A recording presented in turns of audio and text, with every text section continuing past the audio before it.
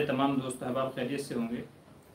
नाजरीन, आज इतवार का दिन है और हम आपकी खिदमत में हाजिर हैं लाए सवाल जवाब प्रोग्राम को लेकर के। जैसे कि आप सबको मालूम है कि हर हफ्ते इतवार के दिन हमारा ये लाए सवाल जवाब प्रोग्राम होता है, जिसमें हम हफ्ते भर के आपके जो पेश आमदा मसाइल होते हैं उनको हल करने की कोशिश करते हैं। उसी सिलसिले की ये कड़ी है और आज की मजलिस है 98 यानी 98 आज की मजलिस है। इंशाल्लाह 2 हफ्ते के बाद में हमारा फुल सेंचुरी हो जाएगी और 100 एपिसोड हो जाएंगे। तो आज के इस एपिसोड के अंदर इस सवाल जवाब में देख लेते हैं कि आज के हमारे किन भाइयों के क्या क्या सवाल हैं और इंशाल्लाह कुरान और सुन्नत की रोशनी में उनको हल करने की कोशिश करेंगे और कुरान और सुन्नत की रोशनी में उनको हल करने की फ़िक्र करेंगे। जैसा कि आपने देखा होगा कि हेडिंग में हमने डाला हुआ है आशूरा के ताल्लुक़ से। तो सबसे पहले आशूरा के ताल्लुक़ से जो मसाइल हैं उनको हल कर लेते हैं। चूँकि आज 8 तारीख हो गई है और इंशाल्लाह कल 9 तारीख है, 10 तारीख है, 10 का आशूरा है और 11 तारीख है। तो लोग 9-10 को या 10-11 को रखते हैं रोज़ा। तो इस सिलसिले में बहुत सारे लोगों के कुछ सवालात हैं, तो मैं इंशाल्लाह सबसे पहले उनके जवाब देने की कोशिश करूँगा आशूरा के ताल्लुक़ से। सबसे पहले ये समझ लें कि मुहर्रम की 10वीं तारीख को आशूरा कहा जाता है। चूँकि अशर के माना 10 के हैं, उसी से बना है आशूरा। तो मुहर्रम की 10वीं तारीख को आशूरा कहा जाता है। आशूरा का रोज़ा इब्तिदाई इस्लाम में यानी शुरुआत में ये रोज़ा फ़र्ज़ था, मगर जब रमज़ान के रोज़े फ़र्ज़ हो गए तो हुज़ूर सल्लल्लाहु अलैहि वसल्लम ने इजाज़त मरहमत फरमाई कि जिसका जी चाहे रख ले और जिसका जी चाहे ना रखे। तो अब आशूरा के रोज़े की हैसियत महज सुन्नत और मुस्तहब की है, फ़र्ज़ या वाजिब नहीं है, सुन्नत या मुस्तहब है। जो रखेगा उसको अजर सवाब मिलेगा, जो नहीं रखेगा उसके ऊपर कोई गुनाह नहीं है, कोई लान तान नहीं है। इस रोज़े का सवाब क्या है? नबी करीम सल्लल्लाहु अलैहि वसल्लम ने इरशाद फरमाया, सियाम यौम आशूरा अहतसिबु अलल्लाहि अन युकफ्फिर सनत अल्लती क़बला। सही मुस्लिम और दूसरी कुतुब हदीस के अंदर ये रिवायत है। नबी करीम सल्लल्लाहु अलैहि वसल्लम ने इरशाद फरमाया कि आशूरा के दिन का रोज़ा रखना अल्लाह तबारक व तआला की ज़ात से उम्मीद ये है कि इस एक रोज़े की बरकत से अल्लाह तबारक व तआला पिछले 1 साल के गुनाह माफ़ फरमा देंगे। तो एक रोज़े की वजह से पिछले 1 साल के गुनाह अल्लाह तबारक व तआला माफ़ फरमा देते हैं। इसलिए इस रोज़े के रखने की फ़िक्र करनी चाहिए और एहतिमाम रखना चाहिए ताकि एक रोज़े की बरकत से 1 साल के हमारे गुनाह माफ़ हो जाएं। तो ये आशूरा के रोज़े की फजीलत है और उसका अजर व सवाब है। मगर चूँकि हम मुसलमानों को यहूद की मुखालफत का हुक्म दिया गया है, इसलिए जब हुज़ूर सल्लल्लाहु अलैहि वसल्लम को यह मालूम पड़ा कि आशूरा का रोज़ा यहूद भी रखते हैं, यहूद इसलिए रखा करते थे कि आशूरा का दिन ही वो दिन था कि जिस दिन अल्लाह तबारक व तआला ने हज़रत मूसा अलैहिस्सलाम की कौम को यानी बनी इसराइल को फ़िरऔन के जुल्म सितम से निजात दी थी। चुनांचे मूसा अलैहिस्सलाम अपने कौम को लेकर के दरिया से पार हो गए थे और फ़िरऔन बहर कुलज़ुम में डूब करके गर्क हो गया था, हलाक हो गया था। तो जिस रोज़ मूसा अलैहिस्सलाम सही सलामत अपने कौम के साथ में दरिया पार कर गए थे, फ़िरऔन से निजात मिली थी, तो ये आशूरा का दिन था। इस वजह से यहूदी इस दिन की ताज़ीम में कि इस दिन हमें ये नेमत हुई थी रोज़ा रखते थे। मगर हुजूर सल्लल्लाहु अलैहि वसल्लम को जब ये मालूम पड़ा कि यहूद भी रोज़ा रखते हैं और हुजूर को हुक्म था कि यहूद की मुखालफत करो, इस वजह से आप सल्लल्लाहु अलैहि वसल्लम ने इरशाद फरमाया कि जो आशूरा का रोज़ा रखना चाहे तो उसको चाहिए कि एक दिन पहले मिला ले या एक दिन बाद में मिला ले। जैसा कि इब्न अब्बास वगैरह से मरवी है, तो या तो 9-10 का रखे या 10 और 11 का रखे, 9-10 का रोज़ा रखे या 10-11 का रोज़ा रखे, यानी 2 दिन का रोज़ा रखे। चुनांचे अल्लामा अनवर शाह कश्मीरी रहमतुल्लाह अलैह इस हदीस की तफसील बयान करते हुए फरमाते हैं, बहुत सारे लोग सवाल करते हैं कि ये आशूरा के कितने रोज़े रखने चाहिए, तो ये उस सवाल का जवाब भी हो जाएगा कि आशूरा के रोज़े रखने की 3 हैसियतें, 3 सूरतें हैं। नंबर 1, 9-10-11 3 रोज़े रखे जाएँ, 9 का भी, 10 का भी, 11 का भी, 3 रोज़े रखे जाएँ। ये सबसे अफजल सूरत है, सबसे अफजल सूरत है कि 3 रोज़े रखे जाएँ। दूसरी सूरत है कि 9-10 का या 10-11 का रखा जाए, ये 2 रोज़े रखे जाएंगे, 9-10 या 10-11, ये मसनून मुस्तहब है, मसनून मुस्तहब है। तीसरी सूरत है कि सिर्फ तने तनहा 10 मुहर्रम का आशूरा का रोज़ा रखा जाए, सिर्फ 10 मुहर्रम का रोज़ा रखा जाए। फरमाते हैं कि ये जायज़ है। ये क्या है? जायज़ है, चूँकि हुज़ूर सल्लल्लाहु अलैहि वसल्लम ने रखा है और इसके रखने की ख्वाहिश और रग़बत ज़ाहिर फरमाई है। बाज़ किताबों में जो लिखा है ना कि तन्हा आशूरा का दिन रोज़ा रखना मकरूह है, तो चूँकि इसका दर्जा सबसे कम है, यानी अफजल 3 रोज़ा रखना है, उससे कम दर्जा 2 रोज़े रखने का है, सबसे कम दर्जा 1 रोज़ा रखने का 10 मुहर्रम का, तो उसी को बाज़ उलमा ने कराहत से ताबीर कर दिया, वरना तो ये रोज़ा मकरूह नहीं है। जिसको हुज़ूर सल्लल्लाहु अलैहि वसल्लम ने रखा हो तो वो मकरूह कैसे हो सकता है। तो बहरहाल या तो 3 रोज़े रखें जो सबसे अफजल है, 9, 10, 11, या उससे कम दर्जा मसनून और मुस्तहब 2 रोज़े रखें, 9 का या 10 का या 10, 11 का। और उससे कम दर्जा जायज़ ये है कि 10 का कम से कम रख लिया जाए। इसलिए जो लोग ये समझते हैं कि ये 3 रोज़े नहीं रख पाऊंगा, 2 नहीं रख पाऊंगा, तो उनको एक भी रख लेना चाहिए, पीछे नहीं हटनी चाहिए, हिम्मत नहीं हारनी चाहिए। तो एक रोज़ा रख लेंगे तो भी इंशाअल्लाह यही अजर व सवाब उसको मिलेगा जो हदीस में फरमाया गया कि एक रोज़े की बरकत से अल्लाह ताला पिछले 1 साल के गुनाह माफ़ फरमा देंगे। तो आशूरा का रोज़ा रख लेना चाहिए। आज हमारे हिंदुस्तान के अंदर 8 तारीख थी, कल 9 तारीख है, यानी कल का पहला रोज़ा होगा 9 का, और मंगल के दिन का आशूरा का रोज़ा होगा 10 का, जो असल है, असल 10 का रोज़ा है, असल 10 का रोज़ा है। तो जो रोज़ा रखने वाले हजरात हैं तो वो कल का भी रखें, परसों का भी रखें और फिर तरसों का भी रखें, ये सबसे अफजल सूरत है। वरना कम से कम 10 का तो रख ही लेना चाहिए हर हाल में। तो ये आशुरा के ताल्लुक से नबी करीम सल्लल्लाहु अलैहि वसल्लम ने इसकी फजीलत बयान फरमाई कि एक दिन के रोज़े की वजह से अल्लाह ताला पिछले 1 साल के गुनाह माफ़ फरमा देंगे। एक सवाल यहाँ पर ये भी अर्ज़ करता चलूँ कि यहूद की मुखालफत का हुक्म क्यों दिया गया। जैसे मैंने अर्ज़ किया कि हुज़ूर सल्लल्लाहु अलैहि वसल्लम ने जब ये देखा कि मदीने में यहूदी भी इस दिन का रोज़ा रखते हैं तो हुज़ूर ने फरमाया कि यहूदी की मुखालफत करो। तो यहूद की मुखालफत का हुक्म क्यों दिया गया, हालांकि रोज़ा रखना तो एक अच्छा काम था, वो रख रहे थे तो हम भी रख लेते थे। उलमा ने इसकी हिकमत मसलहत बयान की है ये बताने के लिए कि अब बाइस नजात जो मजहब है, जो दीन है, वो सिर्फ और सिर्फ इस्लाम है। तो हमको यहूद की पैरवी नहीं करनी है, अब उनकी पैरवी में नजात नहीं है, बल्कि अब नजात है दीन इस्लाम की इत्तिबा करने में। जो दीन इस्लाम को कबूल कर लेगा, हुजूर सल्लल्लाहु अलैहि वसल्लम की पैरवी करेगा, आप पर ईमान लेकर के आएगा, वही नजात पाएगा।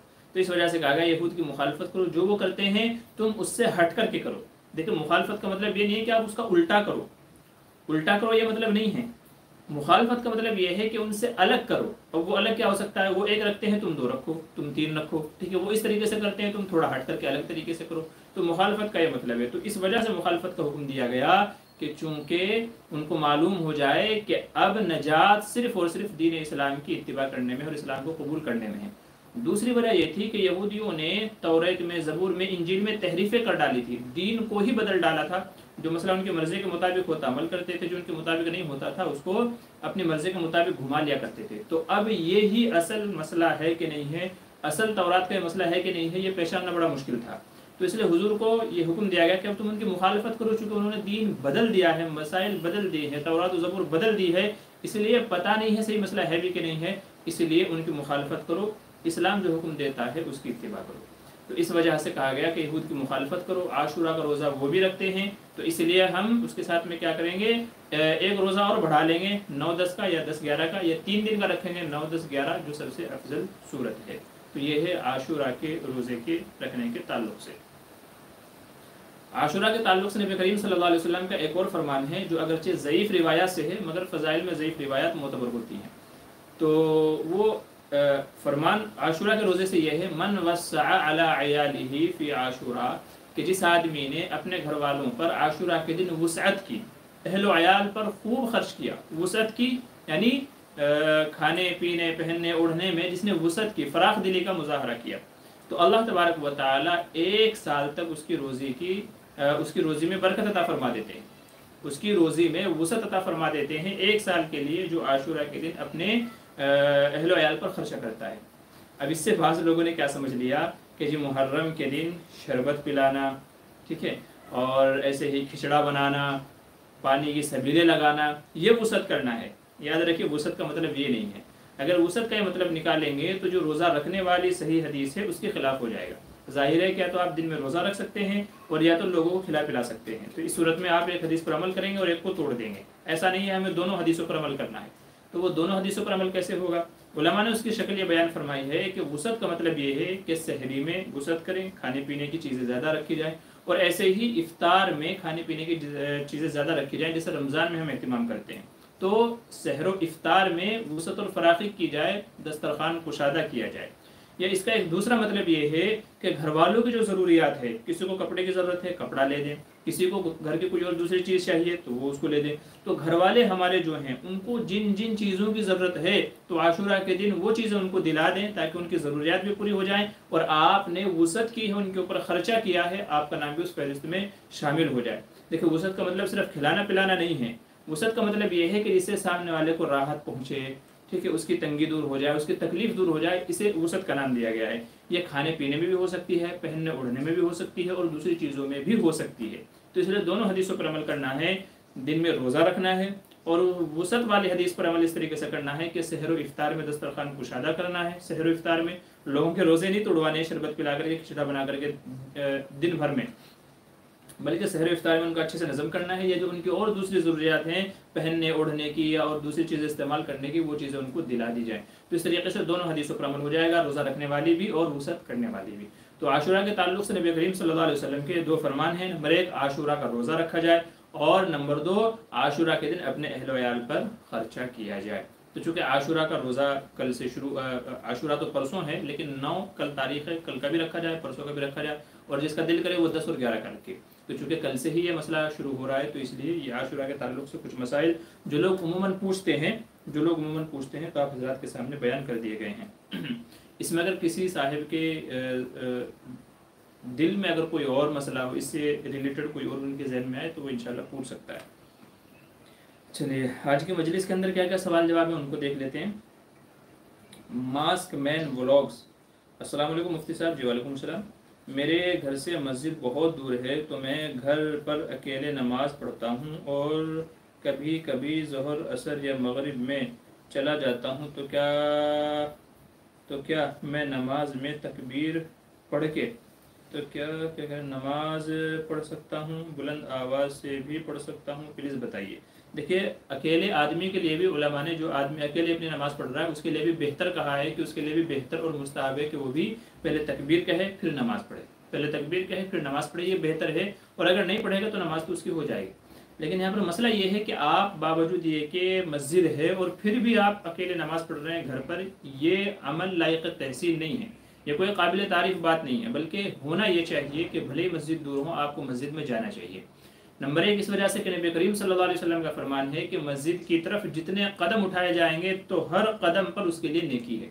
ہر وہ قدم جو نماز کے لیے اٹھایا گیا، مسجد کے لیے اٹھایا گیا، تو اس پہ کیا ہے؟ نیکی ہے، اجر و ثواب ہے۔ تو جتنے زیادہ قدم آپ اٹھائیں گے اتنا زیادہ آپ کو اجر و ثواب ملے گا۔ نیز ایک روایت میں آتا ہے کہ ایک نابینا صحابی تھے، اندھے صحابی، وہ حضور صلی اللہ علیہ وسلم کے پاس آئے اور انہوں نے یہ عرض کیا، یا رسول اللہ میرا گھر مسجد سے دور ہے اور مجھے کبھی کبھی کوئی لانے والا نہیں ملتا ہے جو مجھے مسجد تک لے کر کے آئے میرا ہاتھ پکڑ کر کے، ٹھیک ہے، تو کوئی قائد مجھے نہیں ملتا ہے، یقودنی الی المسجد، جو مسجد تک مجھے لے کر کے آئے، کبھی کبھی کوئی نہیں ملتا ہے، تو کیا مجھے گھر میں پڑھنے کی اجازت ہے؟ رخصت چاہیے گھر میں نماز پڑھنے کی۔ آپ صلی اللہ علیہ وسلم نے پہلے اجازت مرمت فرما دی کہ جب تمہیں کوئی نہ ملے تو اجازت ہے۔ ان کا عذر تھا۔ جب وہ جانے لگے تو حضور نے واپس بلایا اور پوچھا، کیا تمہیں اذان کی آواز آتی ہے؟ کیا تمہیں اذان کی آواز آتی ہے؟ صحابی نے عرض کیا، یا رسول اللہ ہاں اذان کی آواز تو آتی ہے۔ آپ نے فرمایا، پھر تمہارے لیے گھر میں پڑھنے کی اجازت نہیں ہے، تم مسجد ہی میں آؤ۔ تو ایک اندھے صحابی کہ جنہیں کوئی مسجد تک لے جانے والا نہیں ہے ہاتھ پکڑ کر کے، ان کو بھی حضور نے اجازت نہیں فرمائی ہے، بلکہ یہ کہا مسجد میں آ کر کے نماز پڑھو۔ تو کیا آپ صحیح سالم تندرست ہیں، دانا و بینا ہیں، تو کیا آپ کے لیے اجازت ہوگی؟ یہ خود آپ غور و فکر کر لیجئے گا۔ نیز ایک روایت میں آتا ہے کہ بعض محلے والوں نے حضور صلی اللہ علیہ وسلم سے اجازت چاہی کہ جی ہمارا محلہ بڑی دور ہے، تو ہم یہ چاہتے ہیں کہ آپ کے قریب میں آ کر کے آباد ہو جائیں، مسجد کے پڑوس میں، آپ کے قریب میں آ کر کے، آپ کے پڑوس میں آ کر کے آباد ہو جائیں، چونکہ دور سے آنے میں ہمیں تکلیف ہوتی ہے۔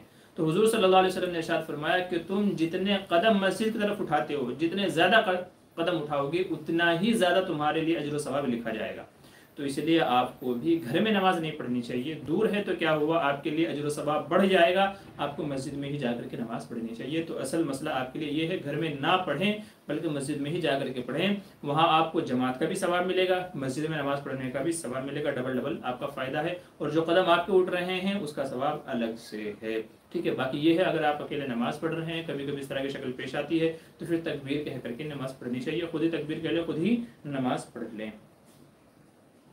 آگے چلیے، ریحانہ خان، السلام علیکم ورحمۃ اللہ۔ جی وعلیکم السلام۔ مفتی صاحب ہمارا حج خیریت سے ہو گیا، آپ کے لیے بھی دعا کیجیے۔ بہت بہت شکریہ، جزاک اللہ۔ اللہ آپ کے حج کو قبول فرمائے، آپ کے جانے کو، جان کو، مال کو، آپ کی محنتوں کو اللہ تعالیٰ قبول فرمائے، اور آپ نے ہمارے لیے بھی دعا کی ہے، اس کے لیے میں آپ کا شکر گزار ہوں۔ دعا یہ ہے کہ اللہ آپ کی دعاؤں کو بھی قبول فرمائے اور آپ کے حج کو بھی قبول فرمائے۔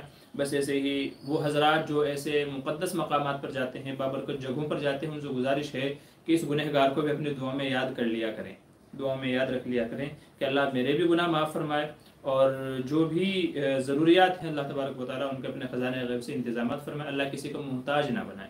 تو یہ دعا میں یاد رکھ لیا کریں کہ اللہ مجھ سے راضی ہو جائے، بس یہ دعا کر لیا کریں۔ اس کے پٹھان کہہ رہے ہیں السلام علیکم۔ جی وعلیکم السلام۔ شیئر مارکیٹ میں پیسہ لگا کر اس سے نفع حاصل کرنا کیا جائز ہے؟ دیکھیں شیئر مارکیٹ کا آج کل یہ بڑا مسئلہ عروجوں پر ہے، اور لوگ اس کے اندر پیسے لگا رہے ہیں، انویسٹ کر رہے ہیں، نفع کما رہے ہیں۔ یاد رکھیں شیئر مارکیٹ ایک بہت بڑی دنیا ہے، بہت بڑی دنیا ہے، تو اس لیے چند اصول علماء نے بیان فرمائے ہیں شیئر مارکیٹ میں پیسہ لگانے کے، انویسٹ کرنے کے۔ تو وہ اصول کے تحت میں آپ کسی بھی شیئر میں پیسہ لگا سکتے ہیں، اگر وہ چیزیں پائی جائیں، وہ شرطیں پائی جائیں۔ وہ شرطیں نہیں پائی جائیں تو پھر آپ کو پیسہ نہیں لگانا چاہیے۔ پہلی شرط کیا ہے؟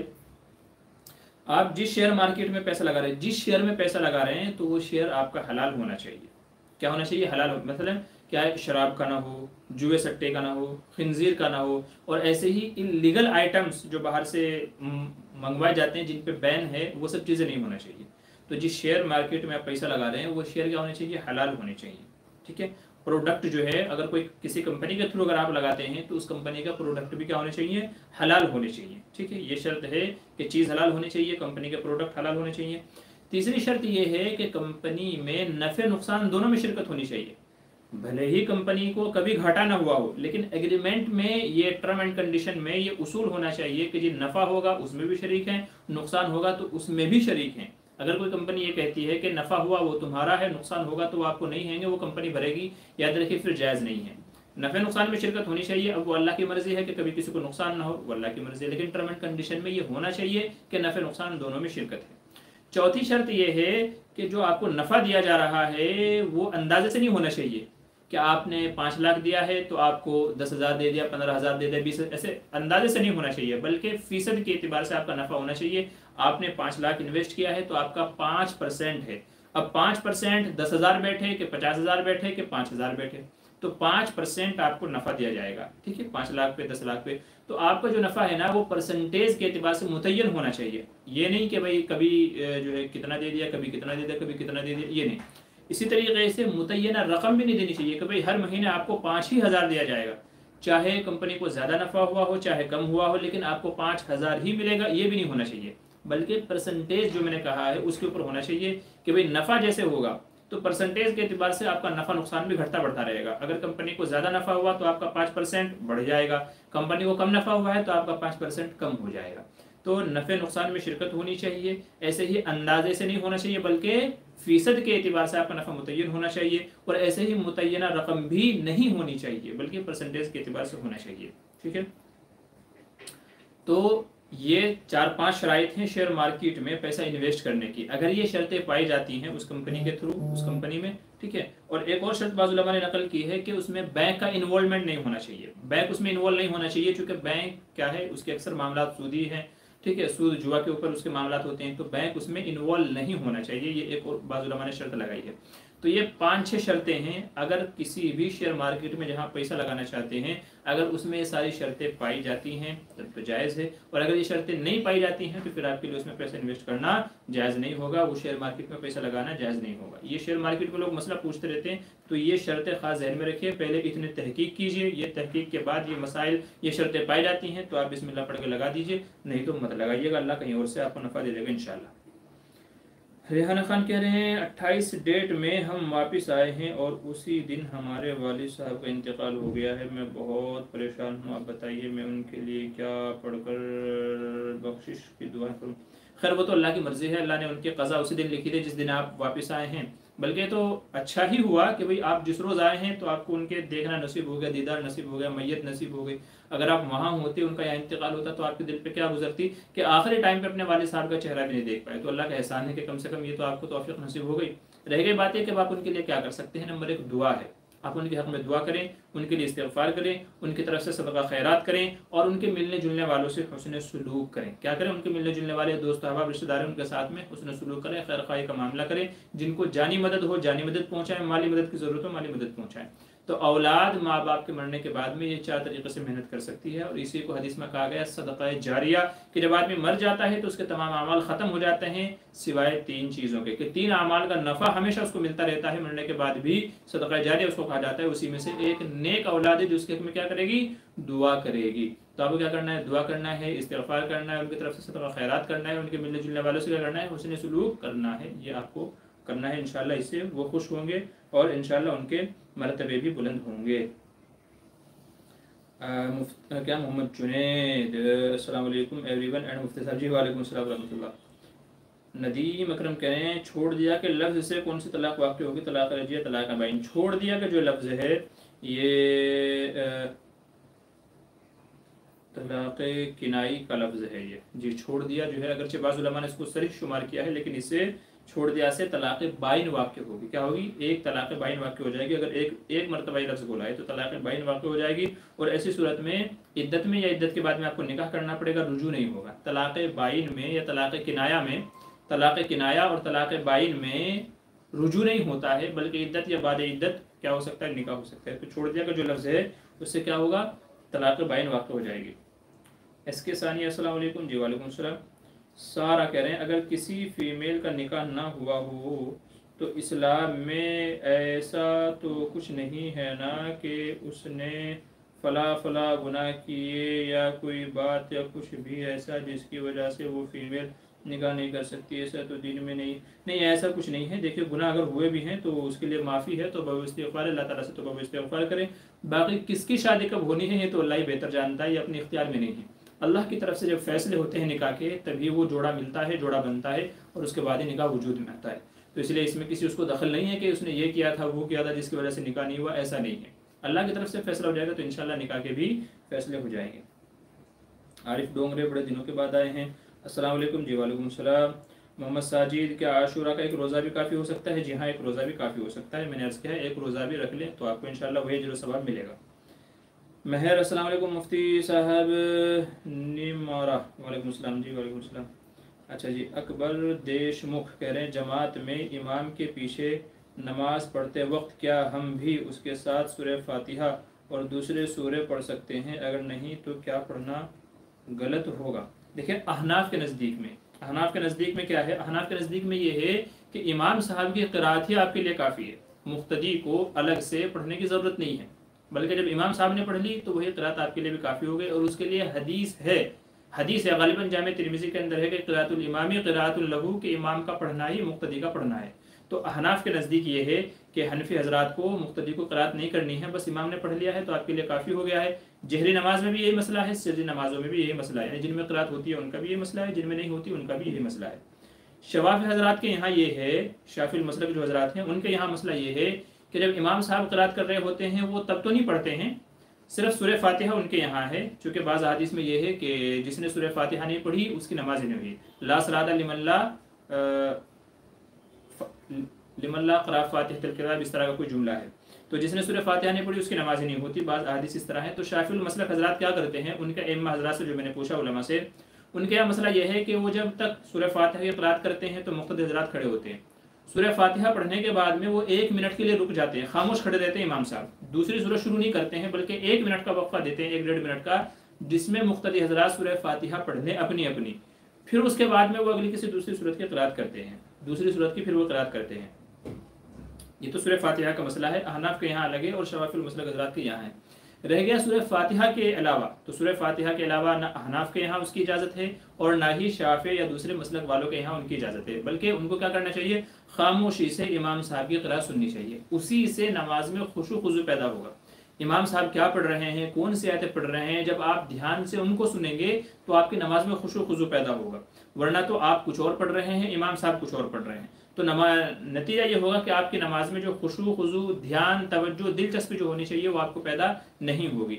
तो इसलिए सूरह फातिहा के अलावा तो किसी के यहाँ भी उसकी इजाज़त नहीं है। सिर्फ सूरह फातिहा का मसला है, अहनाफ के यहाँ उसकी भी इजाज़त नहीं है, क्योंकि इमाम साहब ने पढ़ ली तो भाई आपके लिए भी काफ़ी हो गई। शवाफ़ी हज़रात के यहाँ यह है कि सूरह फातिहा जब इमाम पढ़ लेता है तो थोड़ी देर के लिए वो खामोश हो जाते हैं, ताकि मुक़्तदी हज़रात को भी सूरह फातिहा पढ़ने का मौका मिल जाए। तो ये मसला है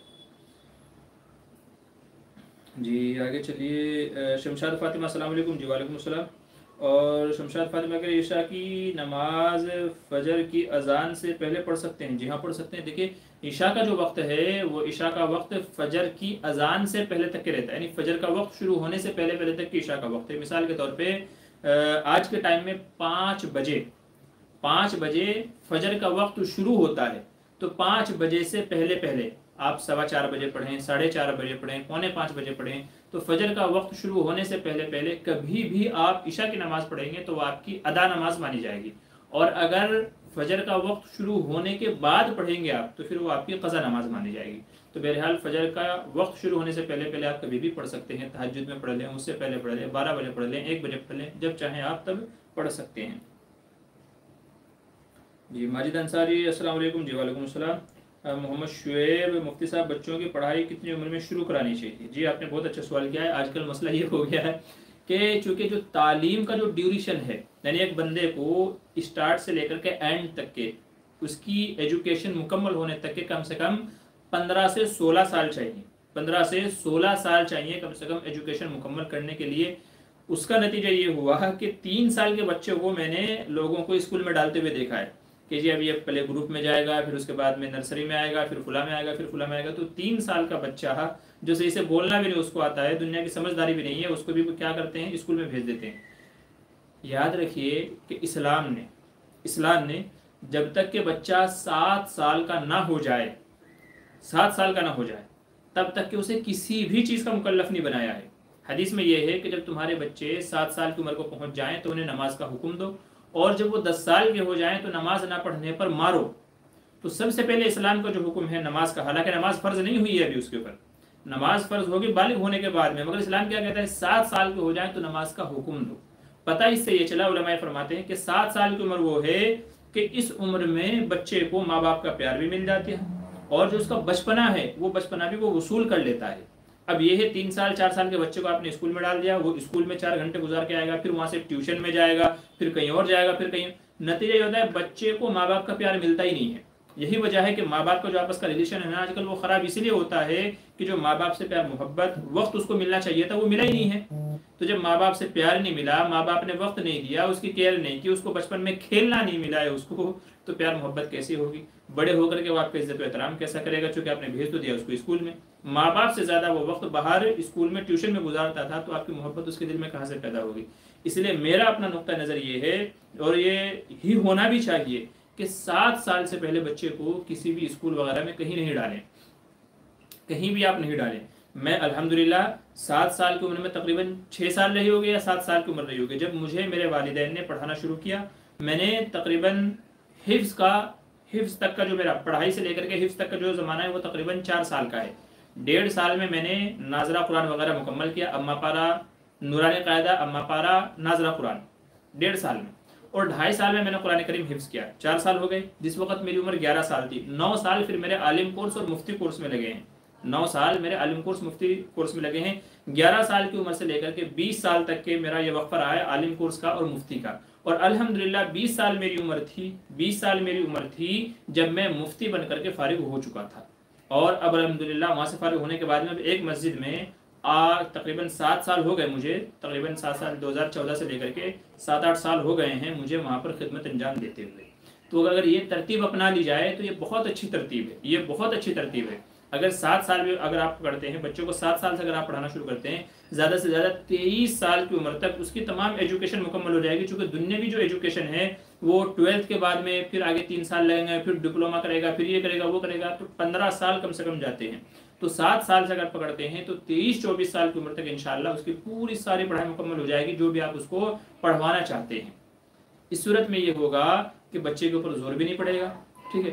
بہت سارے بچے جن کو بچپن میں ہی 3 سال 4 سال کی عمر میں اسکول میں ڈال دیا گیا تھا، ٹیوشن میں ڈال دیا گیا تھا، وہ نفسیاتی مریض ہو جاتے ہیں، وہ کم ہمت ہو جاتے ہیں، ٹھیک ہے، اور ماں باپ کے تعلق سے ان کا رویہ غلط ہو جاتا ہے، پیار محبت ان کو ملتا نہیں ہے، وقت ان کو ملتا نہیں ہے، ان کا بچپن ان سے چھین لیا جاتا ہے۔ میں نے بچوں کو دیکھا ہے کہ اتنا وزن بچے میں نہیں ہے جتنا وزن اس کے پیچھے بستے میں ہے، بستے میں اتنی کتابیں اور وہ سب بھر دی جاتی ہیں کہ اتنا وزن بچے میں نہیں ہے جتنا اس کے بیگ میں بستے میں ہوتا ہے۔ تو بچوں کا بچپن چھین لیا گیا ہے، آج کل بچوں سے ماں باپ کا پیار محبت چھین لیا گیا ہے، اور ان کے کھیل اور دوسری چیزیں دوستی یاری وہ سب چھین لی گئی ہے۔ تو اس لیے اللہ کے واسطے ایسا نہ کریں، بلکہ جب تک بچہ 7 سال کا نہیں ہو جاتا ہے تب تک اسے کسی اسکول وغیرہ میں نہ ڈالیں۔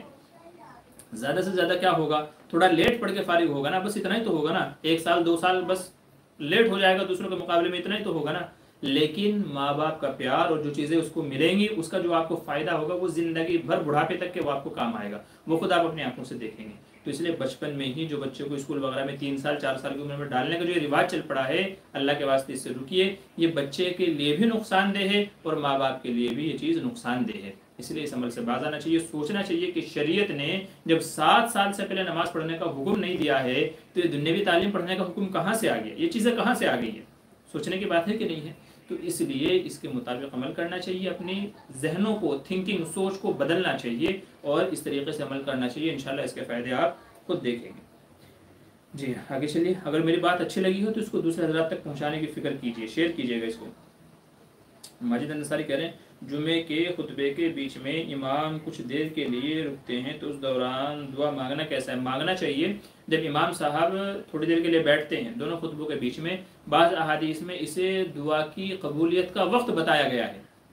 وہ اوقات کہ جن میں دعائیں قبول ہوتی ہیں، دعائیں جن اوقات میں وقتوں میں قبول ہوتی ہیں، انہی میں سے ایک یہ وقت ہے جب امام صاحب خطبے کے دوران بیچ میں بیٹھتے ہیں. پہلا خطبہ پڑھنے کے بعد میں تھوڑی دیر کے لیے بیٹھتے ہیں تو وہ وقت دعا کی قبولیت کا ہے. مگر یاد رکھیں علماء فرماتے ہیں دل ہی دل میں دعا مانگے، ہاتھ اٹھا کر کے دعا نہ مانگے اور زور سے دعا نہ مانگے. نہ ہاتھ اٹھا کر کے دعا مانگے اور نہ زور سے دعا مانگے، بلکہ دل ہی دل میں اس کو جو مانگنا ہے مانگے. انشاءاللہ یہ قبولیت دعا کا موقع ہے اور انشاءاللہ دعا قبول ہوگی. ہم بھی، میرا اپنا معمول یہ ہے کہ میں اس موقع پر کیا دعا مانگتا ہوں جو حضور صلی اللہ علیہ وسلم نے حضرت عائشہ رضی اللہ عنہا کو تلقین فرمائی تھی کہ اگر تجھے شب قدر میسر ہو جائے تو یہ دعا مانگنا، اللہم انک عفو تحب العفو فاعف عنی، اللہم انک عفو تحب العفو فاعف عنی.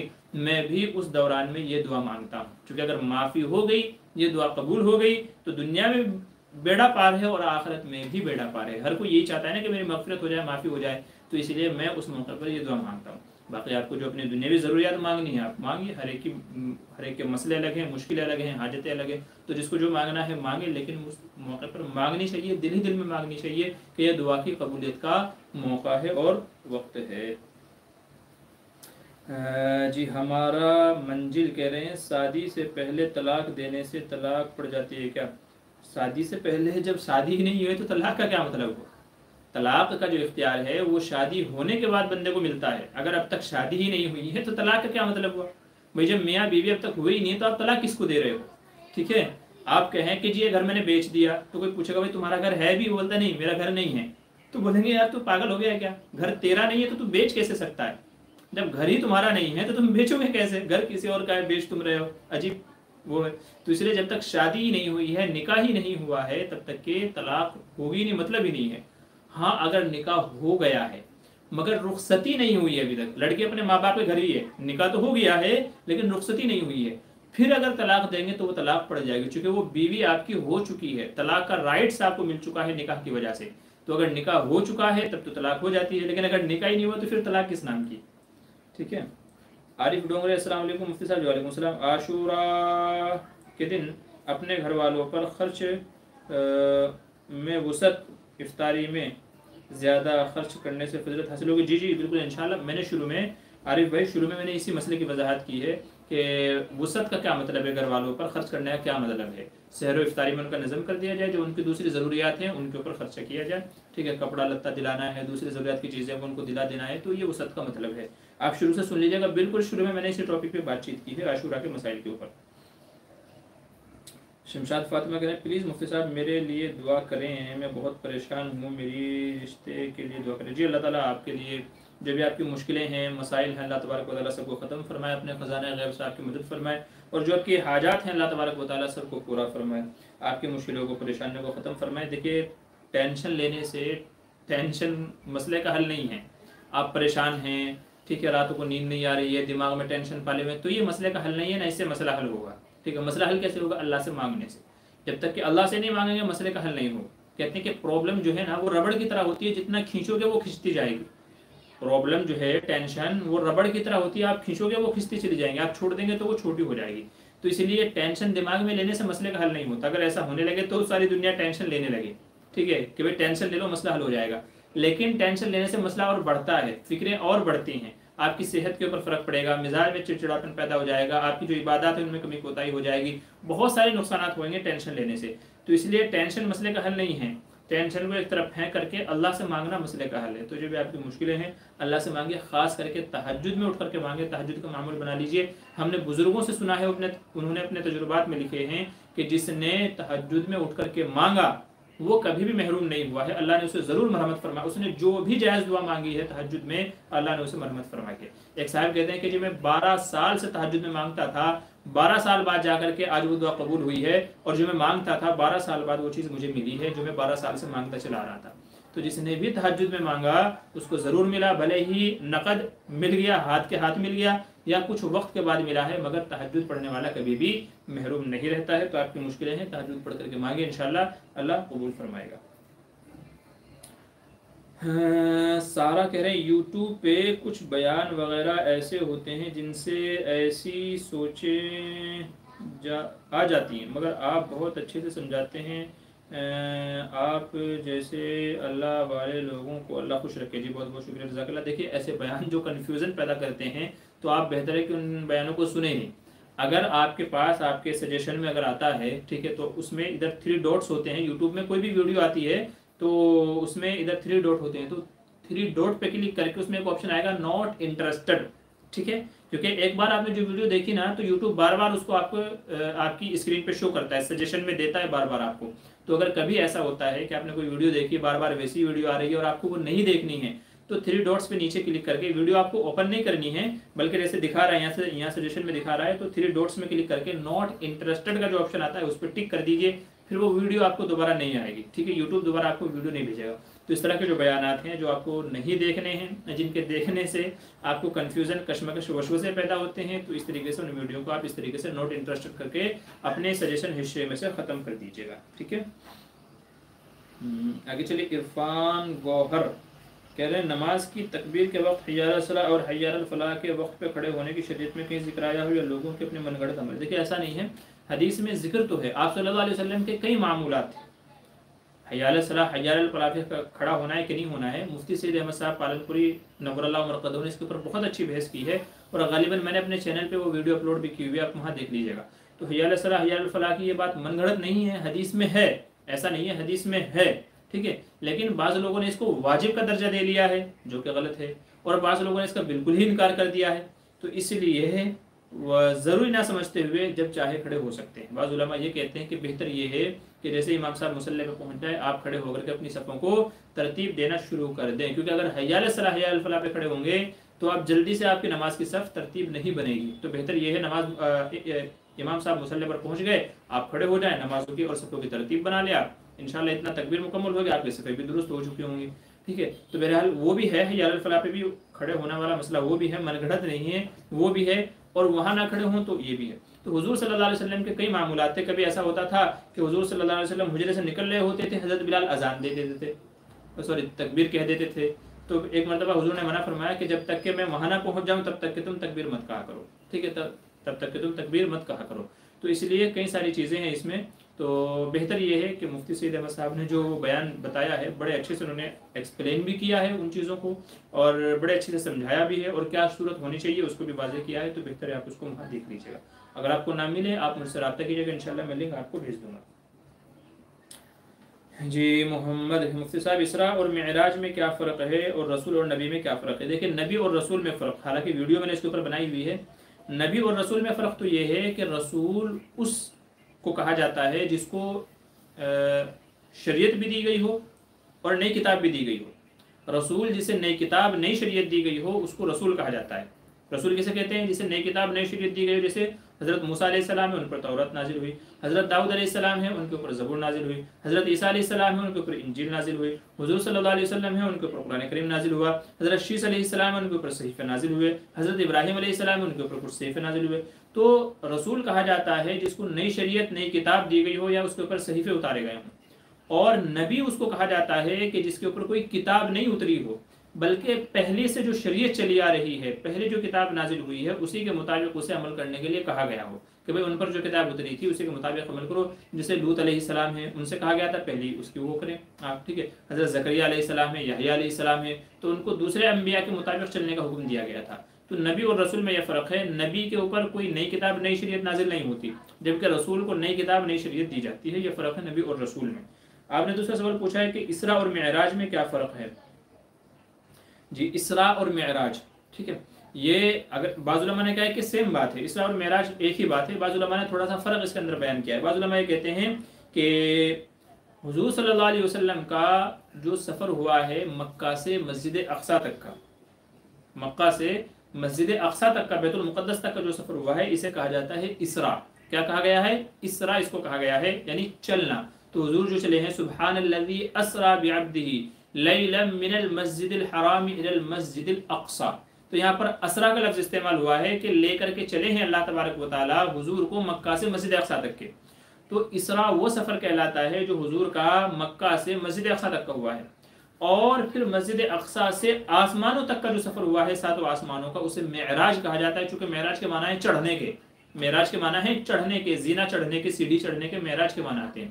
تو بعض علماء فرماتے ہیں کہ چونکہ مسجد اقصیٰ سے آپ چڑھے ہیں آسمانوں پر اور ساتوں آسمانوں کی سیر کی ہے، تو مسجد اقصیٰ سے ساتوں آسمان، جنت و جہنم کا جو سفر ہوا ہے یہ معراج کہلاتا ہے، اور مسجد مکہ سے مسجد اقصیٰ تک کا جو سفر ہوا ہے اسے اسراء کہا جاتا ہے۔ بعض علماء نے یہ فرق بیان کیا ہے، اور بعض کہتے ہیں کہ اسراء و معراج ایک ہی لفظ ہے، مطلب ایک چیز کے دو معنی، ایک چیز کے لیے دو لفظ استعمال کیے گئے، یعنی مرادف ہیں، آپس میں ایک دوسرے کے مترادف ہیں یہ، ٹھیک ہے، کوئی زیادہ فرق نہیں ہے، اور بعض نے یہ فرق بیان کیا ہے۔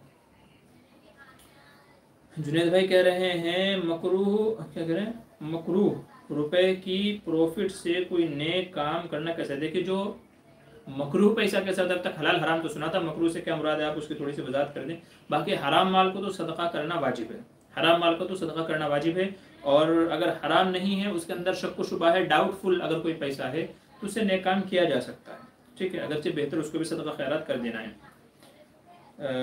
شبنم عثمانی السلام علیکم۔ جی وعلیکم السلام۔ یزید کون تھا، شیعہ تھا یا کوئی اور کیا کہہ رہے ہیں؟ حضرت امام حسن اور امام حسین کی لائف کے بارے میں جاننا ہے، کیسے معلوم کروں؟ کوئی بک ہو تو بتا دیجیے پلیز۔ جی مفتی تقی عثمانی صاحب کی ایک کتاب ہے حضرت معاویہ اور تاریخی حقائق، حضرت معاویہ اور تاریخی حقائق، مفتی تقی عثمانی صاحب کی کتاب ہے، آپ اس کو پڑھ لیجیے گا انشاءاللہ، وہاں پر آپ کو اس کے بارے میں مزید وضاحت مل جائے گی، اور بہت اچھے سے انہوں نے ایکسپلین کیا ہے باقاعدہ حوالوں کے ساتھ میں۔ اسی طریقے سے دارالعلوم کے ایک استاذ ہیں مولانا حبیب الرحمان صاحب، غالباً یہی نام ہے، مفتی حبیب الرحمان صاحب، ان کی بھی ایک کتاب ہے یزید کے بارے میں ہے، ٹھیک ہے، یزید اور تاریخ حقائق ایسا کچھ ہے جس میں پورا جو واقعہ کربلا ہے اس کو ایکسپلین کیا گیا ہے، سمجھایا گیا، بتایا گیا، اور حوالوں کے ساتھ میں صحیح کیا ہے غلط کیا ہے اس کو سمجھایا گیا، بتایا گیا، تو آپ اس کو آپ پڑھ لیجیے گا۔ اگر آپ کو نہ ملے تو آپ مجھ سے واٹس ایپ وغیرہ پر رابطہ کیجیے، انشاءاللہ میں فوٹو آپ کو بھیج دوں گا، وہ آپ نیٹ وغیرہ سے ڈاؤن لوڈ کر لیجیے گا۔ ساری کتابیں آج کل نیٹ سے کہیں نہ کہیں سے مل جاتی ہیں، تو آپ نیٹ سے لے لیجیے گا یا کہیں کتب خانے سے لے لیجیے گا، ٹھیک ہے۔ تو یہ تو اس کے بارے میں، اور اگر کچھ اور آپ کو کچھ اور فائدے کے لیے میری بھی کچھ ویڈیو ہیں حضرت حسین کے بارے میں جن میں ان کے فضائل وغیرہ بیان کیے گئے ہیں، تو وہاں جا کر کے آپ دیکھ سکتے ہیں۔ حضرت حسین کے بارے میں کچھ ویڈیو میں نے بھی بنائی ہوئی ہیں، تو آپ ہمارے چینل پہ جا کر کے سرچ کر کے دیکھ سکتے ہیں، وہاں سے بھی آپ کو کافی معلومات مل جائے گی۔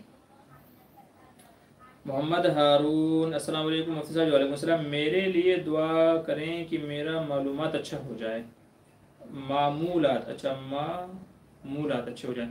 جی اللہ تعالیٰ سے دعا ہے کہ اللہ تعالیٰ آپ کو دین، شریعت و سنت کے مطابق چلنے کی توفیق نصیب فرمائے، اور آپ کی زندگی میں سنتوں کو شوق و ذوق کے ساتھ میں اپنی زندگی میں لانے کی توفیق نصیب فرمائے۔ اللہ تعالیٰ نیک معمولات آپ کے اندر پیدا فرمائے، نیک چیز آپ کے اندر پیدا فرمائے۔ جی آگے چلیے۔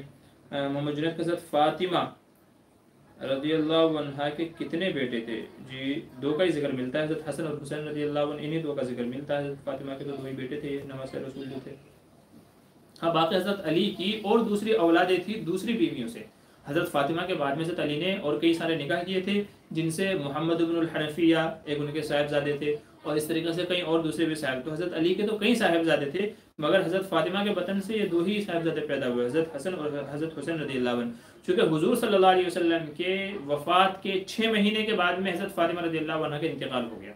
حضرت فاطمہ کا صرف 6 مہینے کے بعد میں، حضور کے وصال کے بعد میں صرف 6 مہینے کے بعد میں حضرت فاطمہ کا وصال ہو گیا، تو حضرت فاطمہ کے یہی دو صاحبزادے ہیں۔ شبنم عثمانی کہتے ہیں نبی نور ہے یا بشر؟ لوگ کہتے ہیں کہ نبی نور ہے، کیا یہ سچ ہے؟ اور ہمارے نبی کی شیڈو تھی، اور گنبد خضرا کی شیڈو ہے یا نہیں؟ دیکھیں گنبد خضرا کی شیڈو تو ہے آج بھی، وہ جو حضرات جاتے ہیں ان سے پوچھ لیجیے آپ، کبھی اللہ آپ کو بلائے، اللہ کرے اللہ آپ کو بلائے وہاں پر، تو آپ وہاں جا کر کے خود دیکھ لیجیے گا، ٹھیک ہے۔ نیز نبی کریم صلی اللہ علیہ وسلم کا سایہ بھی تھا۔ حدیث ایسی روایت موجود ہے کہ حضور کا بھی سایہ تھا، گنبد خضرا کا بھی سایہ تھا۔ رہ گیا مسئلہ ہے کہ حضور نور تھے یا بشر تھے؟ علماء فرماتے ہیں کہ آپ نور بھی تھے، بشر بھی تھے۔ آپ نور بھی تھے، بشر بھی تھے۔ نور آپ الگ اعتبار سے تھے اور بشر آپ عام انسانوں کے اعتبار سے تھے۔ تو صحیح یہ ہے، جب ہم یہ مولانا الیاس گھمن صاحب کا بڑا بہترین بیان ہے اس سلسلے میں کہ حضور نور تھے یا بشر تھے، آپ اس کو سن لیجئے گا، انشاءاللہ سارے کنفیوژن آپ کے دور ہو جائیں گے۔ اور جو آج کے لیے جو جھگڑا چلا ہوا ہے اس کے اوپر کہ بشر تھے یا نور تھے، اس کے اوپر جو جھگڑا چلا ہوا ہے انشاءاللہ وہ جھگڑا ختم ہو جائے گا اگر اس بات کو سمجھ لیا جائے تو۔ اس لیے فرماتے ہیں کہ نور بھی تھے، بشر بھی تھے۔ نور الگ کیفیت کی وجہ سے تھے کہ پوری دنیا نے آپ کے ذریعے سے ہدایت پائی ہے، روشنی پائی ہے، آپ کے ذریعے سے جو ہے انسانیت کو راستہ ملا ہے، رہنمائی ملی ہے، تو اس وجہ سے آپ کو نور کہا گیا ہے۔ قرآن کریم میں ہے قد جاءکم من اللہ نور و کتاب مبین، تو آپ کو نور کہا گیا ہے تو اس وجہ سے کہ بھئی پوری دنیا کو آپ کے ذریعے سے ہدایت ملی ہے، تو نور اس وجہ سے کہا گیا ہے۔ اور بھئی حضور کا خود اپنا فرمان ہے انما انا بشر مثلکم، کہ میں تمہارے جیسا ہی انسان ہوں، تو حضور بشر بھی تھے، یہ خود حضور کا فرمان ہے انما انا بشر مثلکم، اور قرآن کی آیت ہے۔ تو نور بھی تھے، بشر بھی تھے، اگر یہ کہہ دیا جائے تو کوئی جھگڑا نہیں ہے۔ لیکن تعجب کی بات ہے کہ بعض لوگ اسی پر بزد ہیں کہ یہ نور ہے، بعض لوگ اسی پر بزد ہیں کہ یہ بشر ہی ہیں۔ تو اس لیے بہترین بیچ کا راستہ یہ ہے تاکہ جھگڑے ختم ہو جائیں کہ بھئی نور تھے الگ حیثیت سے، بشر تھے عام انسانوں کی حیثیت سے۔ یہ شمشاد فاطمہ کہہ رہے بار بار بیمار ہونے کی وجہ کیا ہے؟ جی بار بار ظاہر ہے کچھ اندر آپ کی باڈی کے اندر کوئی ایسی چیز ہوگی جس کو آپ نے نوٹ نہیں کیا ہے، تو آپ ایک بار اپنا MRI کرا لیں، فل باڈی کا چیک اپ کرا لیں، جو بھی وجہ وغیرہ ہوگی اپنا انشاءاللہ وہ آپ علاج کرا لیں۔ اور اگر فل باڈی کا چیک اپ کرانے کے بعد میں بھی کوئی وجہ کوئی ریزن سامنے نہیں آتا ہے تو پھر آپ اپنے اوپر نظر کا علاج کرائیں، ٹھیک ہے؟ کچھ آسے بصرات ہوں وہ کسی کو معتبر عالم دین کو دکھا کر کے اس کا علاج کرائیں انشاءاللہ، ٹھیک ہے؟ اس سے وہ چیزیں سب ختم ہو جائیں گی۔ یا تو پھر اپنے کھان پین کا خیال رکھیں، ہو سکتا ہے آپ کا کھانا پینا برابر نہ چل رہا ہو تو یہ بھی وجہ ہو سکتی ہے۔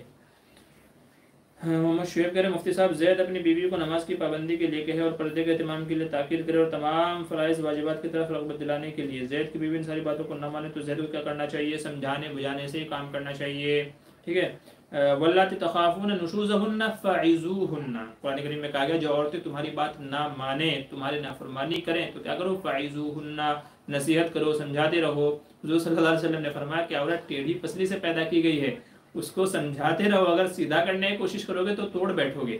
تو عورت کا مسئلہ یہی ہے، پیار محبت سے سمجھاتے رہو آپ کو۔ تو قرآن کریم میں بھی ہے اگر تمہاری نافرمانی کریں، بات نہ مانیں، فعظوہن، نصیحت کرو، نہ مانے، وہجروہن فی المضاجع، بستر الگ کر دو، الگ سونے کے لیے، کھانے پینے کے لیے الگ، تھوڑا علیحدہ ہو جاؤ تاکہ اس کو سبق حاصل ہو۔ پھر بھی نہ مانے تو اس کے گھر والوں کو بلاؤ، ان کے گھر والوں کو سمجھاؤ، ٹھیک ہے؟ تو یہ طریقے ہیں بیوی کی نافرمانی کے اور ان چیزوں کے۔ اچھا، اور یہ بھی ہے کہ دین سے یہ نمازیں وغیرہ ہیں تو ان کے ثوابات بتائے جائے، بھائی نماز پڑھنے کا ثواب کیا ہے، ٹھیک ہے؟ اور نماز نہ پڑھنے کا گناہ کیا ہے وہ بتایا جائے، تو جنت و جہنم کا خوف بھی دلایا جائے انشاءاللہ، یہ بھی اس کے اندر معاون اور مفید ہوگا۔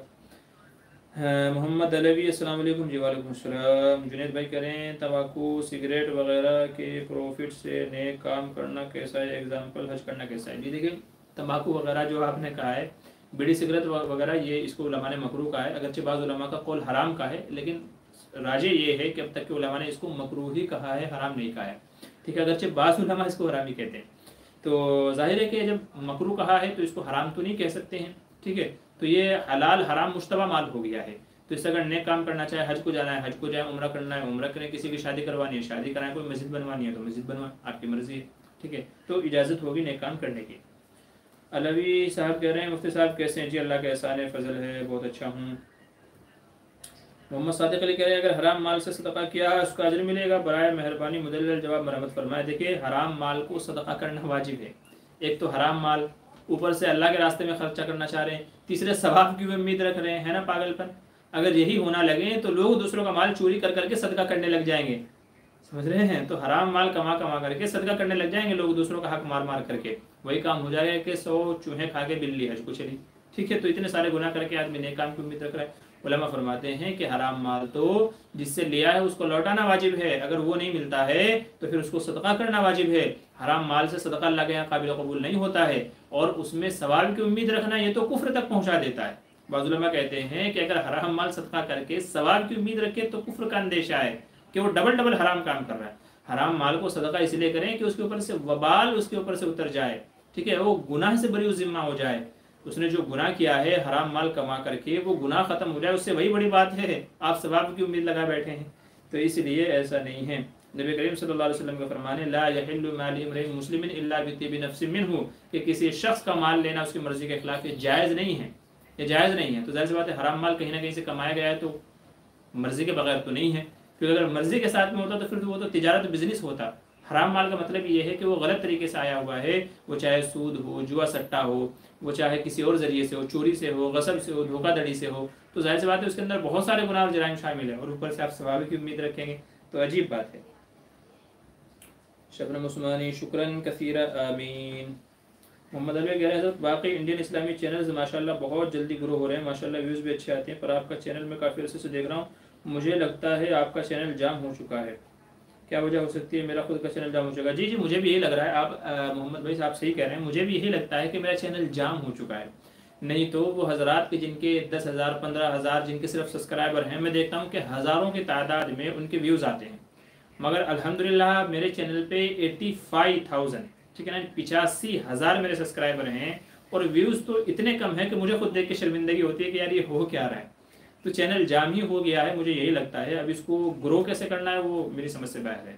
مطلب میں دیکھتا ہوں کہ ہر مہینے 1,000 1,500 میرے سبسکرائبر بڑھ رہے ہیں، سبسکرائبر ہر مہینے 1,000 1,500 بڑھ رہے ہیں، لیکن ویڈیو پہ ویوز نہیں بڑھ رہے ہیں، تو یہ چکر کیا ہے میری بھی سمجھ میں نہیں آ رہا ہے۔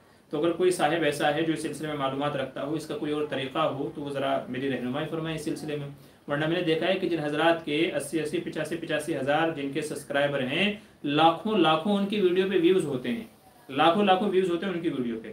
اب میرے چینل کو کیا ہو گیا ہے اللہ ہی بہتر جانتا ہے، مجھے خود کبھی شرمندگی ہوتی ہے یار اتنے اچھے مسائل ڈال رہا ہوں اور ویو بھی نہیں آ رہے ہیں، 70 80 85 100 150 ٹھیک ہے، کبھی کوئی ویڈیو چل جاتا ہے 1000 1,500 بس ایسا ہے۔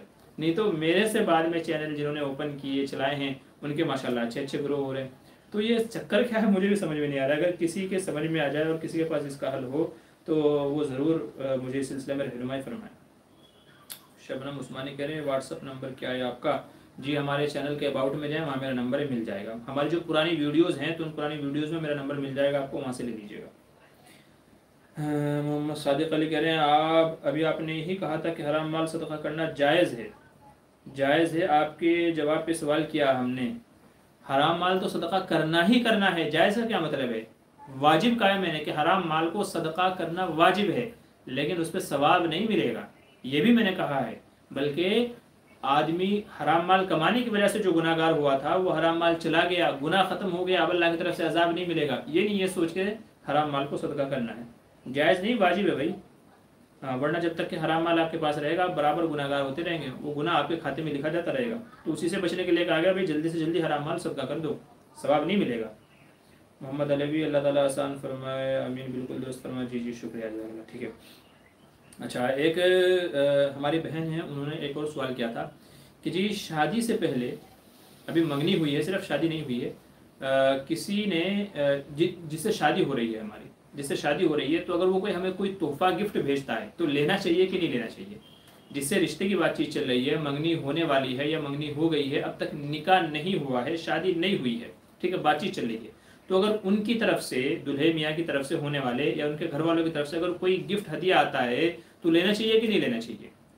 تو جواب یہ ہے کہ لینا تو جائز ہے بھئی، ایک اجنبی آدمی کا ہدیہ لینے کی بات کہی گئی، حدیث میں کبھی قبول کر لو جو ہدیہ دو، تہادو ہدیہ لیتے دیتے رہا کرو، آپس میں محبت بڑھے گی، تو اجنبی آدمی کا ہدیہ لینے کی جب اجازت ہے، اور یہ تو وہ شخص ہے کہ بھئی جس سے آپ کی بات طے ہونے والی ہے یا آگے چل کر کے انشاءاللہ فیوچر میں وہ آپ کا ہسبینڈ شوہر ہوگا یا آپ کے گھر کا ممبر بنے گا، تو اگر اس کی طرف سے ملا تو بہت اچھی بات ہے، لیکن یہی چیز ایک ذہن میں رکھ لیجیے کہیں ایسا نہ ہو کہ اگر بعد میں ٹوٹ ٹٹا ہو گئی ہے تو پھر وہ مسئلہ بڑا ٹیڑھا ہو جاتا ہے، پھر لوگ اس کا بھی ان سے جرمانہ وصول کرتے ہیں کہ جی آپ کے یہاں کپڑے بھیجے تھے، زیور بھیجے تھے، عید پہ یہ بھیجا تھا، قربانی پہ یہ بھیجا تھا، فلاں ٹائم پہ یہ بھیجا تھا، وہ بھیجا تھا، تو پھر بعد میں اگر اللہ نہ کرے کہ نکاح رشتہ ہو کر کے ٹوٹ جائے تو پھر وہ ساری چیزیں لوگ جرمانے میں شامل کر کے جرمانہ وصول کرتے ہیں، 3 لاکھ 4 لاکھ 5 لاکھ جی ہمارا خرچہ ہوا تھا، آپ دیکھنے کے لیے آئے تھے، ہم نے کھانا بنایا تھا، اس میں اتنا خرچہ آیا تھا، ہم نے لڑکے کو اتنے پیسے دیے تھے، وہ خرچہ ہوا تھا، تو پتہ نہیں کیسے کیسے خرچے جوڑ کر کے ایک لمبا چوڑا بل بنا دیتے ہیں۔ تو اس لیے میرا مشورہ یہ ہے کہ بھئی تحفہ نہ قبول کرے تو زیادہ اچھا ہے، یہ میرا پرسنلی مشورہ ہے، ٹھیک ہے، باقی یہ آپ کو کرنا ہے تو آپ کریں، جائز تو ہے۔ محمد علوی کہہ رہے ہیں مفتی امیر معاویہ سے رابطہ کر لیں، ماشاءاللہ وہ اس فلم میں، اصل میں مفتی امیر معاویہ جو ہیں وہ خود اپنا چینل نہیں چلاتے ہیں بلکہ کوئی اور ان کا چینل ہینڈل کرتا ہے، ठीक है, वो सिर्फ वीडियो रिकॉर्ड करते हैं, एडिट कोई और करता है, अपलोड कोई और करता है। वैसे ये है कि आपने मशवरा अच्छा दिया है, तो इंशाल्लाह मैं उनसे भी बातचीत करता हूँ कि क्या हो सकता है। ठीक है, बाकी ये है कि उनको इस फील्ड की मतलब जहाँ तक मेरा अपना ख्याल है, चूँकि मैंने नोट किया है कि जितनी मालूमात मुझे है उनको उतना भी पता नहीं है इस फील्ड में, यूट्यूब वगैरह की एडिटिंग, ये अपलोडिंग और वो सब चीज़ें, जितनी मालूमात मुझे है उनको उतनी भी नहीं है, बल्कि कोई और उनका चैनल हैंडल करता है। तो इंशाल्लाह मैं उनसे मशवरा करके उसके जो भी उनके चैनल चलाते हैं, हैंडल करते हैं, इंशाल्लाह उनसे रब्ता करूँगा। बाकी आपने अच्छा सजेशन दिया है, शुक्रिया। सादिक अली कह रहे हैं शुक्रिया अपना जवाब समझाने के लिए। जी जी ठीक है, बहुत अच्छी बात है, हमारा काम ये है भाई कि समझ जाए लोग। मालिक हमजा अस्सलाम वालेकुम, मौलाना खैरियत से? जी वालेकुम अस्सलाम, अल्लाह का एहसान है, करम है उसका। आप लोग कैसे हैं भाई? हमारा मंजिल कह रहे हैं मुफ्ती साहब लास्ट में एक लतीफ़ा सुनाइए। अच्छा, लास्ट में एक लतीफ़ा सुनाइए। चलिए आपको एक लतीफ़ा सुनाता हूँ कि इतना वक्त हो गया हमारे प्रोग्राम को, 55 मिनट हो गई हैं, तो 2-4 मिनट और हैं। तो चलिए अपना एक आपको लतीफ़ा सुना देता हूँ। अभी पिछले दिन एक पोस्ट पढ़ रहा था, उसमें लिखा हुआ था कि हमारे हिंदुस्तान वगैरह के अंदर हर दूसरा आदमी डॉक्टर है। क्या है?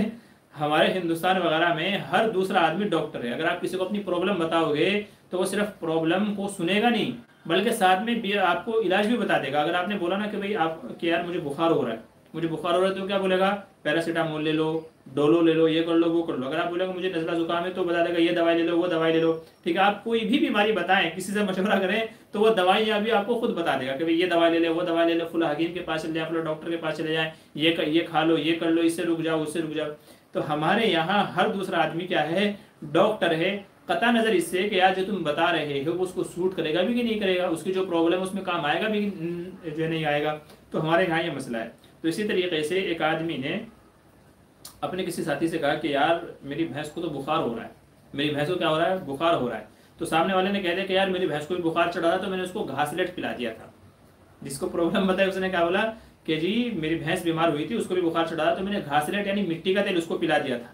तो इस बंदे ने इतना सुना, ये भी भागा भागा घर पे गया और अपनी भैंस को भी जिसको बुखार चढ़ा हुआ था उसको इसने मिट्टी का तेल पिला दिया, घासलेट पिला दिया। अब घासलेट पिलाया तो वो मर गई। क्योंकि बुखार का इलाज वो नहीं है ना, डॉक्टर को आप दिखाएंगे, डॉक्टर आकर जो है दवा तजवीज़ करेगा, फिर उसका इलाज होगा। तो वो गया, मिट्टी का तेल पिलाया, जिससे उसकी भैंस मर गई। तो वो रोता हुआ उसके पास आया, यार तुमने तो बोला था कि जो है घासलेट मैंने पिलाया था, और वो जो है मैंने पिलाया जा करके मेरी भैंस मर गई। तो उसने कहा भाई मेरी भी भैंस मर गई थी, मैंने घासलेट पिलाया था, मेरी भी भैंस मर गई थी, लेकिन तुमको आगे तो सुनना चाहिए था ना, तुमको आगे सुनना चाहिए था। अब तुमने सिर्फ इतना सुनेगा कि भाई घासलेट पिलाया था, तुम चले गए। तो हमारे यहाँ यही होता है कि कता नज़र इससे कि इस दवाई का साइड इफेक्ट होगा नहीं होगा, ये इस बंदे के मिजाज के मुताबिक है कि नहीं है, इसी से फ़ायदा होगा नहीं होगा, तो ये सब सोचे बिना हम लोग क्या करते हैं? डॉक्टर बन जाते हैं, उसको राय मशवरे दवाइयाँ उसके लिए तजवीज़ कर देते हैं, ये खा लो, ये कर लो, ये मत करो, यूँ मत करो, वो मत करो। तो ऐसा नहीं होना चाहिए। तो लोग वरना यही हो जाता है। इसी तरीके से कहते हैं कि एक आदमी कहते हैं कि एक आदमी एक दोस्त के पास गया, बोले यार मेरी माँ को बुखार है, माँ बूढ़ी है, उसे बुखार है, क्या करूँ? तो वो बोला कि बुखार है ना? बोले हाँ। बोले बहुत बुखार है, बहुत गर्म हो रही है। बोला एक काम कर, उनको जो है ना एक रस्सी से बांध, और रस्सी से बांध के उसको कुएं में जो है उसको लटका दे, पानी में उसको डुबकियाँ दे। बुखार चढ़ रहा है, गर्म हो रही है, तो उसको रस्सी में लटका करके कुएं में पानी में डूब के आ दे, उससे इंशाल्लाह ठीक हो जाएगा। अभी इस भाई ने ऐसा ही किया जा करके, वालदा के साथ में, माँ के साथ। ये एक जोक है, लतीफ़ा है ये, बस और कुछ नहीं है। ठीक है, हकीकत में ऐसा हुआ था कि नहीं हुआ था वो पता नहीं है, बस लतीफ़ा है, बतौर लतीफ़े के सुना रहा हूँ। तो इस बंदे ने क्या किया? बोले हाँ यार बुखार है, तो ये गया, उस जो रस्सी बांधी और उसको कुएं में लटकाया, डुबकियाँ दी, वो मर गई। क्या हुआ? माँ मर गई। जाहिर सी बात है कि पानी में डालेंगे तो वो सांस नहीं आएगा, तो मर ही जाएगी। तो ये मर गई। तो उस आदमी के पास है, बोले यार तुमने तो ऐसा बोला था, मेरी तो माँ मर गई है। बोले यार, तो वो कह रहा है यार तुम्हारी माँ मरनी तो नहीं चाहिए थी, असल में क्या हुआ, मेरे पास फावड़ा रखा हुआ था। क्या रखा हुआ था? मेरे पास फावड़ा रखा हुआ था, वो धूप में बहुत ज़्यादा गर्म हो गया, तो मैं उसे पानी में डूब के डाला ना, तो वो ठंडा हो गया। वो तो ठंडा हो गया था, वो तो सही हो गया था। तो वो सर पकड़ के बैठ गया, बंदा खुदा तुझे औजार में और इंसानों में फ़र्क पता नहीं है? भाई गर्म चीज़ को पानी में डालेंगे तो वो तो ठंडी हो ही जाएगी ना, लेकिन इंसान को पानी में डूब के दोगे तो वो तो मरेगा ही ना, और क्या होगा? तो हमारे यहाँ मसला यही है कि हर कोई, आप किसी को अपने प्रॉब्लम बताओ तो वो सोल्यूशन के साथ साथ में दवाइयाँ भी तजवीज़ कर देता है। इसीलिए कहा गया है कि नीम हकीम खतरे जान। नीम हकीम हमारे यहाँ हर कोई बना हुआ है। नीम का मतलब ये है आधा, यानी जिसको आधी अधूरी मालूमात हो, तो नीम हकीम खतरे जान है। और नीम मुल्ला खतरे ईमान है। ये कहावत है, नीम मुल्ला खतरे ईमान, यानी मुकम्मल आलिम तो है नहीं, मुकम्मल मसले की मालूमात है नहीं, मुकम्मल दीन की जानकारी है नहीं, ठीक है, यहाँ से उठा वहाँ से उठा, थोड़ा पता नहीं पता, सही पता नहीं पता, अपने दिमाग से जो है मसले बताता है, तो जाहिर सी बात है कि वो ईमान के लिए ख़तरा है, गलत जगह आपको ला करके फंसा देगा, गलत आपसे अमल करवा देगा। तो नीम मुल्ला ख़तरा ईमान, नीम हकीम ख़तरा जहान, तो दोनों तरह के लोगों से बच करके रहें, बल्कि सही लोगों से आप इलाज कराएं। चलिए, हमारा प्रोग्राम आज का हो गया माशाल्लाह, 1 घंटा हो गया है और बहुत सारे सवाल हमारे हो गए हैं। इंशाल्लाह फिर अगले हफ्ते आप लोगों से मुलाकात होगी। हयात बाकी, मुलाकात बाकी। इजाज़त दीजिएगा इंशाल्लाह अगले हफ्ते के लिए। आप हज़रात से गुजारिश है अगले हफ्ते फिर हमारा साथ दें और अपने अजीज़ दोस्त अहबाब के अंदर ये हमारी वीडियो का लिंक शेयर करें ताकि उनको भी ज़्यादा से ज़्यादा मसले मालूम हो और दीन की मालूमात उन तक भी पहुँचे। इजाज़त दीजिएगा, मैं आपका छोटा भाई मोहम्मद मामूर बदर। अस्सलामु अलैकुम वरहमतुल्लाहि वबरकातुहू।